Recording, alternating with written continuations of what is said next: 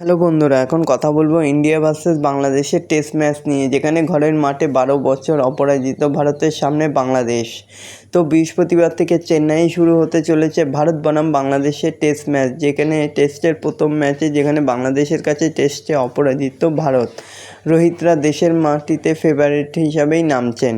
তো বন্ধুরা, এরকমই সব খেলার খবর প্রতিদিন জানতে হলে আমার চ্যানেলটিকে অতি শীঘ্রই লাইক, কমেন্ট, সাবস্ক্রাইব করতে ভুলো না ও বন্ধুদের মধ্যে প্রচুর পরিমাণে শেয়ার করে দাও, যাতে আমার 4000 ঘন্টা ওয়াচ টাইম খুব শীঘ্রই পূর্ণ হয়ে যায়।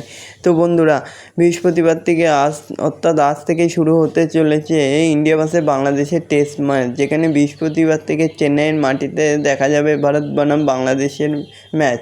দুই ম্যাচের টেস্টের সিরিজের প্রথম ম্যাচ। বাংলাদেশের কাছে টেস্টে অপরাজিত ভারত। রোহিত শর্মারা দেশের মাটিতে ফেভারিট হিসাবেই নামছেন। ম্যাচের আগের দিন ভারতের কোচ গৌতম গম্ভীর বলেছেন, আমি সবসময় বিশ্বাস করি খেলার সেরা ধরন সেটাই, যেটা মেনে চললে ম্যাচ জেতা যায়। আমি এমন একটা দল তৈরি করতে চাই যা দ্রুত পরিস্থিতির সঙ্গে মানিয়ে নেয় এবং শেখে সব ধরনের সঙ্গে পরিস্থিতির সাথে মানিয়ে নিতে পারে, কারণ কোনো একটা ধাঁচ মেনে চললে উন্নতি করতে পারবে না। আমি চাই ছেলেরা সব ধরনের পরিস্থিতি মানিয়ে নিক এবং উন্নতি করতে থাকুক প্রত্যেকটা দিন।